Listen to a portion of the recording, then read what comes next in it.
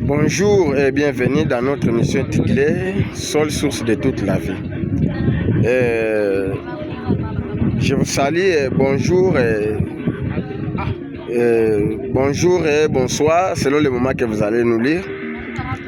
Pour ceux qui n'avons pas encore suivi dans nos émissions, nous sommes les chercheurs, nous travaillons sur la vie quotidienne et surtout dans des villages, voir de quelle manière que nous vivons.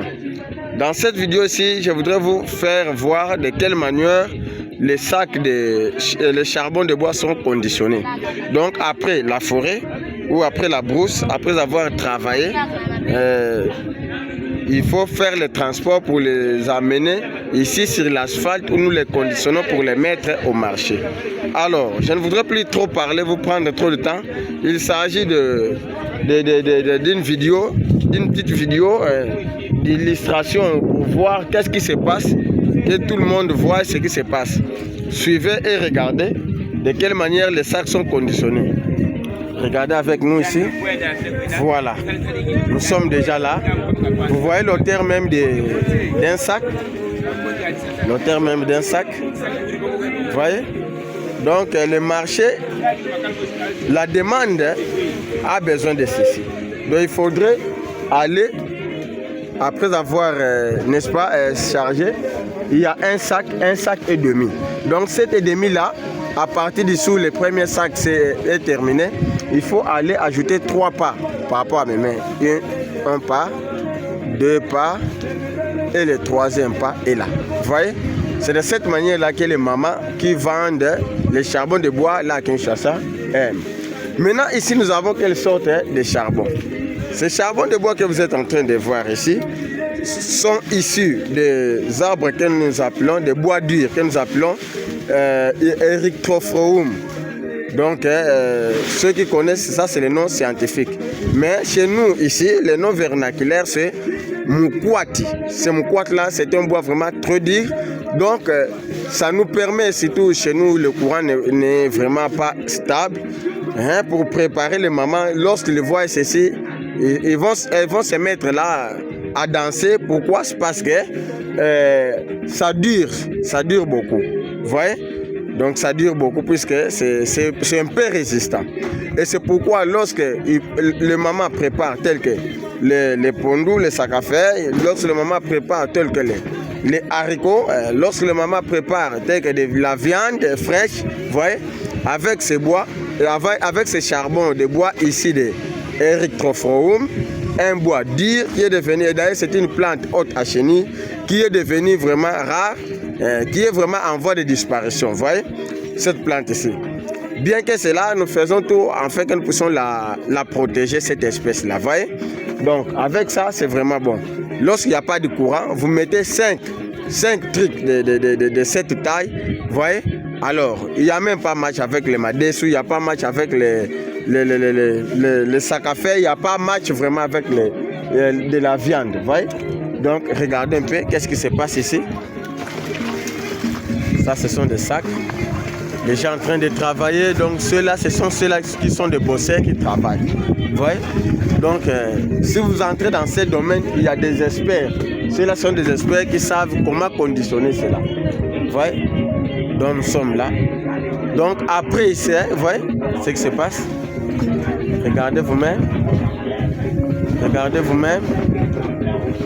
Regardez ce qui se passe.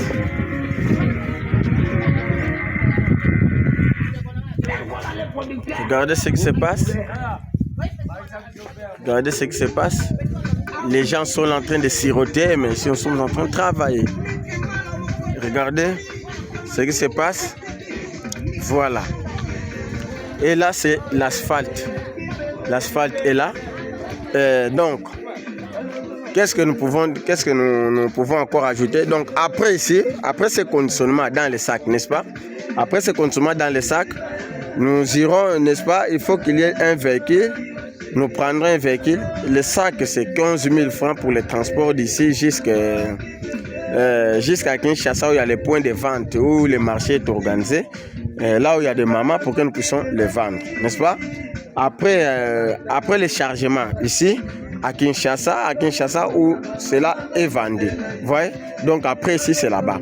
Donc ici il s'agit seulement de conditionnement. J'insiste, il s'agit de conditionnement.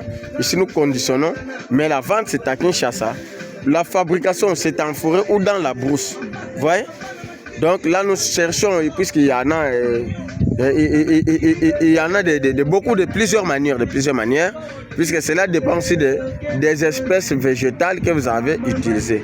Vous voyez? Donc le charbon de bois, sa qualité est fonction, n'est-ce pas, sa qualité est fonction des arbres ou de la plante que vous avez abattu, que vous avez utilisé. Vous voyez? Si l'espèce c'est un bois qui est tendre, vous aurez aussi des charbons de bois qui auront une qualité là, une qualité aussi qui sera aussi tendre. Vous voyez? Mais si vous avez utilisé des bois durs tels que des érythrophores, tels que des érythrophores appelés communément vers les noms vernaculaires comme l'avons dit, les mukwati. Si vous avez besoin que vous utilisez par exemple les Iroko, que nous appelons par le nom commercial Kambala, vous voyez, là aussi c'est un bois dur. Si vous avez besoin de Millet à Laurenti, que nous appelons communément vers le nom vernaculaire bois Mutoka, le nom commercial c'est bois noir. Vous voyez? Bois noir, donc ça sont des bois durs. Lorsque vous fabriquez avec ces bois-là, les charbons de bois, assurez-vous que vous aurez des bois, des charbons de bois, n'est-ce pas, qui seront